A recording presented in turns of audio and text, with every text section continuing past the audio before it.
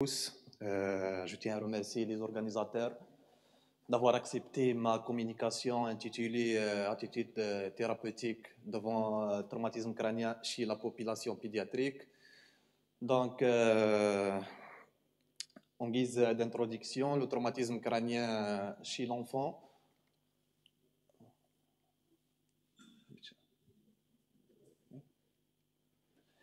Le traumatisme crânien chez l'enfant est la cause de mortalité la plus fréquente, vu les particularités anatomiques et physiologiques, notamment physiologiques chez l'enfant, notamment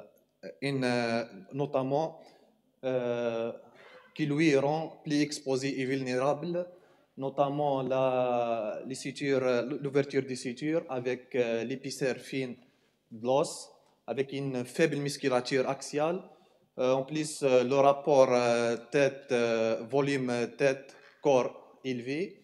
Néanmoins, l'enfant présente d'autres particularités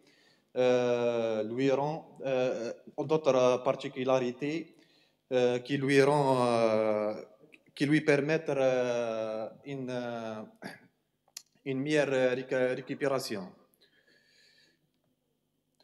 Bon, donc notre étude est une étude rétrospective faite portée sur 158 cas d'enfants victimes de traumatisme crânien sur une période de 3 ans allant du 1er janvier 2021 jusqu'à décembre 2023.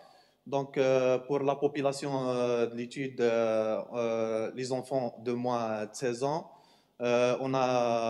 qui étaient hospitalisés à notre service après consentement avec les parents. La population exclue, c'est les enfants libérés depuis le pays d'urgence médico-chirurgicale après élimination d'une urgence neurochirurgicale. Et les enfants hospitalisés au niveau de service de réanimation. Nous avons cette fiche technique avec multiples paramètres pour la collecte des différents résultats. Donc, on a constaté, pour les résultats de notre étude, on note par rapport à la population pédiatrique un pourcentage de 48%. Dont l'étiologie était traumatisme domestique dans 81% des cas. On note une prédominance masculine avec un sexe ratio de 1,3. Donc, par rapport à, on note aussi une tranche d'âge. Par rapport à la tranche d'âge la plus touchée, c'est les enfants moins de 5 ans, avec un pourcentage de 45%, avec une moyenne d'âge de 3 ans et 4 mois, avec l'extrémité d'âge allant de 4 mois jusqu'à 16 ans. Donc, par rapport à les étiologies des traumatismes crâniens chez l'enfant, les chutes représentent la majorité d'étiologies avec un pourcentage de 87%. Donc, les enfants arrivés selon le score de Glasgow, on note une nette prédominance. La majorité des enfants arrivés avec un score de Glasgow entre 13 et 15, néanmoins, arrivés avec un score inférieur à 9 dans 5% des cas. Par rapport au tableau clinique des traumatisés crâniens, c'est un tableau polymorphe.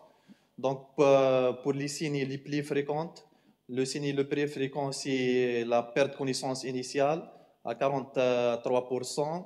On a aussi les vomissements à 52%. On a aussi la pâleur kétanomuqueuse à 40%. Donc, les traumatismes crâniens ne surviennent pas d'une façon isolée. Elles surviennent dans un contexte de polytraumatisme, de la fréquence des lésions associées On a les lésions de la face, les lésions du rachis cervical, ainsi que les lésions des membres. Donc, on note les lésions secondaires, les lésions primaires et secondaires tomodensitométriques. On note une prédominance des fractures simples, suivies des hématomes extraduraux et des hématomes sous-duraux. Donc, par rapport à la prise en charge, nous avons recours à la chirurgie dans 15% des cas. Sinon, la majorité des patients, ils ont pris médicalement. On a aussi patients hospitalisés en réanimation, en maxillo, en orthopédie. Il y a aussi la prise kinésithérapeute.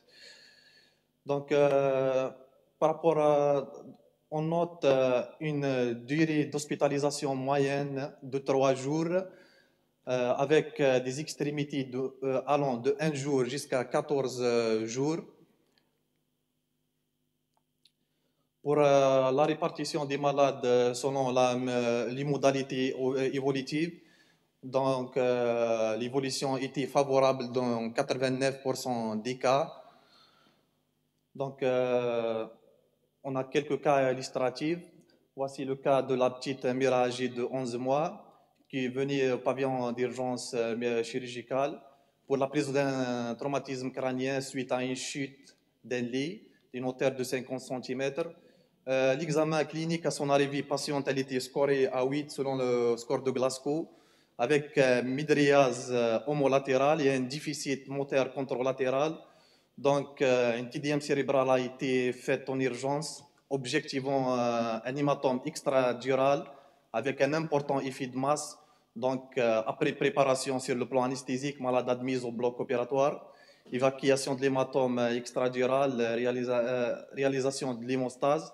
Donc, malade est sorti du service avec de bonnes évolutions, récupération déficit moteur avec régression du mydriase. Malade sorti après 4 jours d'hospitalisation. Donc, deuxième malade, c'est le patient Marwan, âgé de 3 ans, chute de 2 mètres d'un toboggan, arrivé scoré à 13 selon le score de Glasgow. Il présente des signes de focalisation type crise convulsive généralisée. Donc, TDM cérébral fait en urgence, objectivant une plaie crânio-cérébrale avec une embarrure.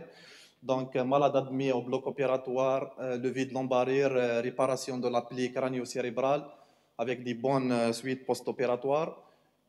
On a la petite Amina âgée de 2 ans, chute dans les escaliers, donc arrivée scorée à 14 avec une pallère kétanomiqueuse, une hémoglobine à son arrivée, l'hémoglobine à son arrivée, il était S'il à vous plaît, 8. vous devez conclure. Oui. Donc, on doit zapper les cas. Donc, pour conclure, le traumatisme crânien chez l'enfant, la population pédiatrique est une population vulnérable. Le traumatisme crânien chez l'enfant reste un problème de santé publique vu la fréquence, la gravité et le coût qu'il engendre.